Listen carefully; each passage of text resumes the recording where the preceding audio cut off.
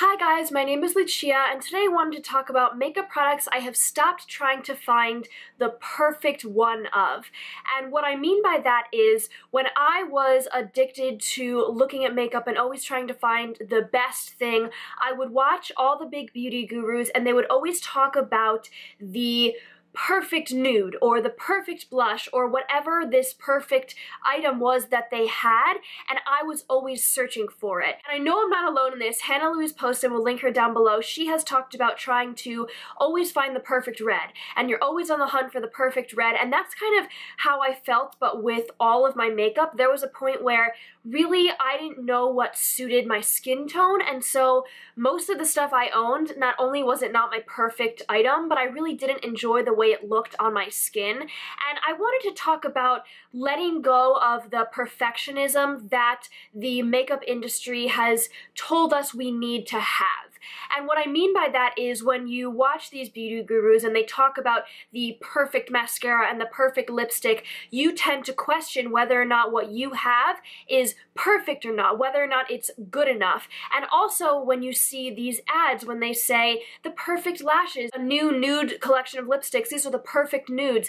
And I think it's really important to, at least for me, understand that life isn't perfect and our faces aren't perfect, and I don't think makeup is perfect. I definitely have my staples and my holy grails, but I don't think, at least for me, it was a healthy mindset to constantly be thinking I need to keep searching for the perfect one. Because when you are searching, when you are continuously searching for products, you're going on the Ulta and Sephora websites all the time, you're probably buying a lot of stuff that you don't end up liking, and it can just take up a lot of time and a lot of money. Now, sometimes, obviously, if you don't have any foundations that are your shade, or your skin type changes, or you need something like that, that makes sense.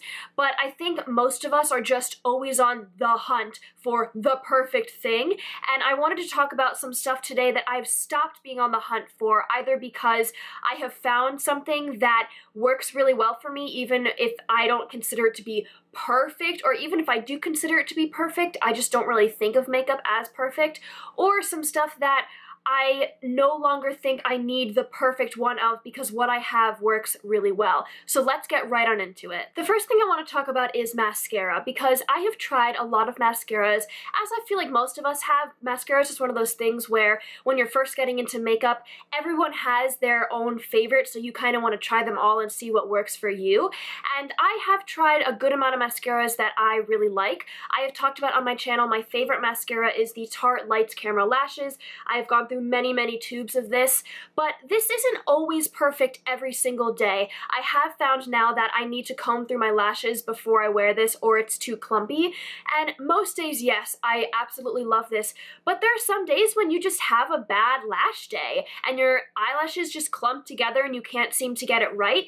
And I know that, at least for mascara, it can feel really simple to always be searching for a new one, because at least drugstore prices, it could be $6 here, $10 here, $12 here, but that really adds up. I remember a couple Christmases ago, I was given some Christmas money to buy myself gifts, and I think I spent like $60 on drugstore mascaras because there were so many that I wanted to try, most of which I didn't end up liking, but it just really adds up, all these little mascaras that you are buying. Obviously, if you don't have a mascara that you like, that's totally different, but I think we all have definitely tried several mascaras that we like, and we're always searching for the perfect one or our perfect lashes, and I honestly just don't think it's that deep. I think that once I've found a mascara that I really like, I'm good. I mean, in my mind, this is my perfect mascara, but that's not because this mascara is perfect. Next is a really big one, and this is lipsticks. When I first got into lipsticks, I was buying red and pink lipsticks exclusively.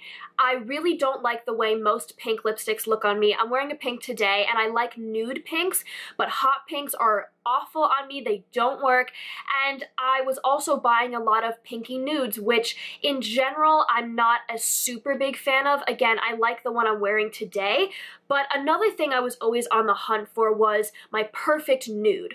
I was always trying to find my perfect nude, and something that I've kind of accepted, at least for now, is that if you don't have a warm skin tone, you are not gonna find a perfect nude that is your lips but better, at least in my experience. I would be buying all of these warm-toned nudes in hope that they would be my perfect nude, and they all looked awful on me. They made my teeth look really yellow, and they just didn't look right because they were all warm-toned, and I'm not a warm-toned person. I don't have that kind of complexion.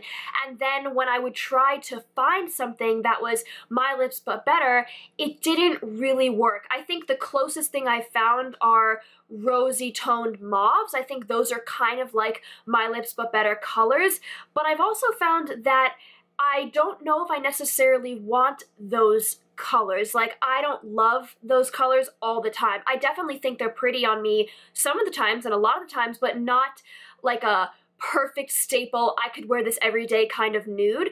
And that was something that took me literally years to accept and to figure out, that there is not one lipstick I have that I could put with any look and it would look amazing. And I know some people do. Some people have either a lipstick or a lip gloss that they could throw on with any eyeshadow and it would look amazing. But because of my skin tone, I find that when I wear warm-toned eye looks, I really should pair it with something warm, and when I wear cool or neutral looks, I really should pair it with something that isn't really warm. I have found something that I think is my favorite lipstick. This is the MAC lipstick in Whirl. I'm currently scraping what's left out of the tube, so I can't give you a swatch, but this is a brownie nude. I've worn it in a ton of my videos.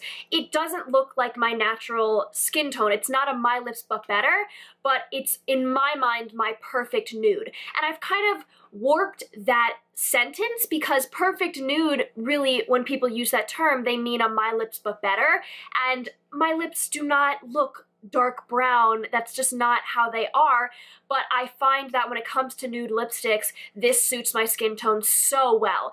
And I've just kind of given that up, and I still find that every time I buy a lipstick, I can't just buy lipsticks and wear them with any look. I really need to think about what my eyeshadow is and what lipstick I'm pairing with that, and that's okay, because I spent so much time and money and just energy trying to find perfect lipsticks and things that work really, really well for me, and I would love to know if any of you guys also feel like this, if any of you guys also feel like there is no such thing as a perfect nude or a perfect lipstick. Next is bronzer, and this was such a big one. I have talked about this before in my channel, but I had been on the hunt for the perfect bronzer for years because I had never found a bronzer that I actually liked on my skin tone, and it's because they were all super warm toned, and I would say most people are warm toned. At least the YouTubers that I was watching at these times, they all would use really orange toned bronzers and it would look great on them.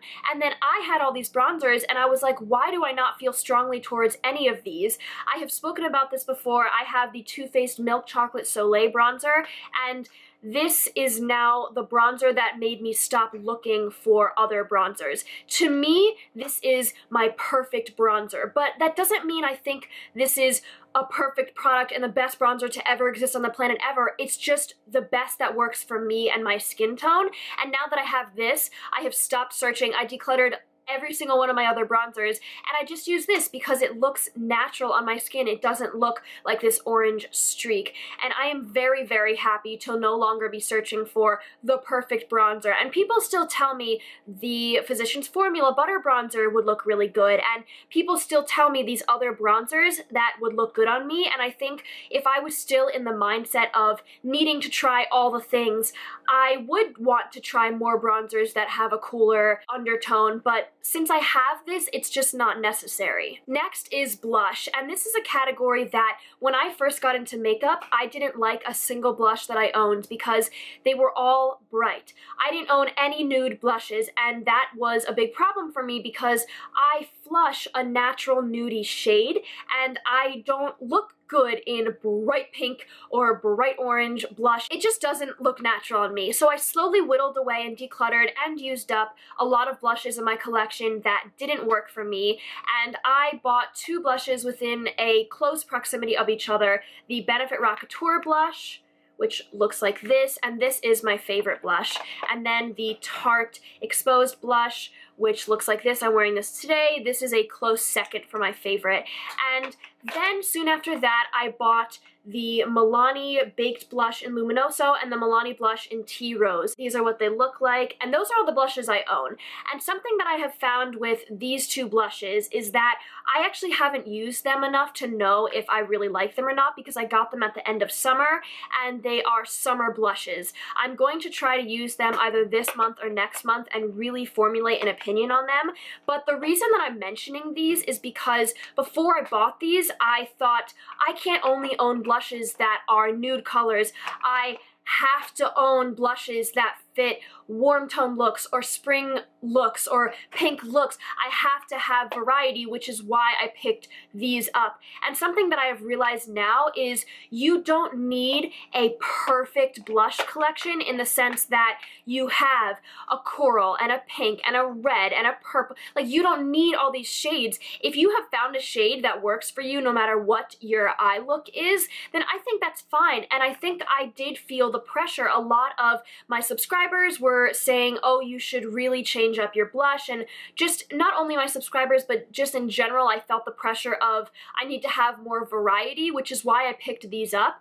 And I don't use them as much as my other blushes because they can't be used all year round. At least I find that this is a little too dark and this is a little too bright for all year round. So what I'm trying to say is, not only do you not need to find the absolute perfect product that works for you, you don't need to have the perfect collection that someone else has told you you need to have. Even though I purchased these blushes to create the perfect blush collection, I don't really use them. I stick with what I like, and I think there's nothing wrong with that. Just because the consensus in the beauty community is to have a lot of variety, it doesn't mean you need to keep searching for things that you don't actually feel necessary to have in your collection. The last thing is a big one. I feel like it's something that probably a lot of people can relate to, and that is eyeshadow palettes.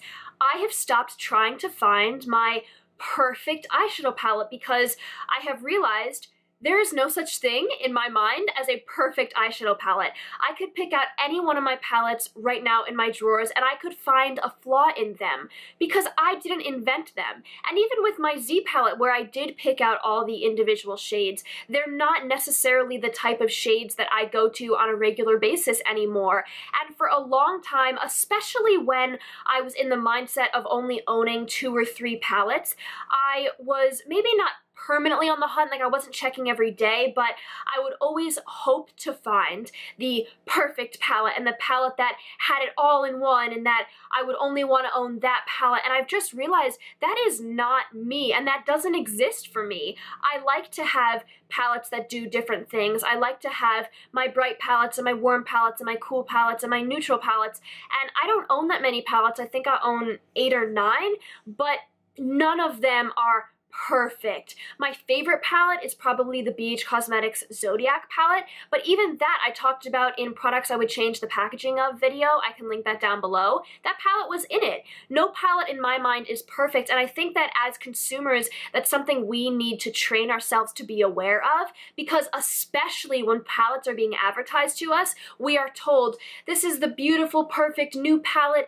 that will complete your collection. We always use that phrase, complete my collection. What does that mean? It means that you have enough products in a certain category that you're not searching, but I think we've gotten too wrapped up in completing our collections because that's not necessarily practical for everybody.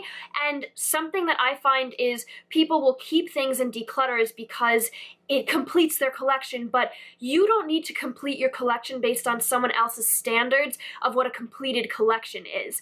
And I hope that this video helps some of you guys to think about this idea of perfectionism within the makeup that we own and that we buy, and kind of just take a breath and relax a little bit, because I know that since I have accepted the fact that my makeup isn't perfect, but it's my makeup and I enjoy it and I cherish it, I have been much more content with the things I already own and with not buying anything. Alright guys, that is everything for this video. Please tell me what you think in the comments below, give it a thumbs up and subscribe, and I will see you guys very soon.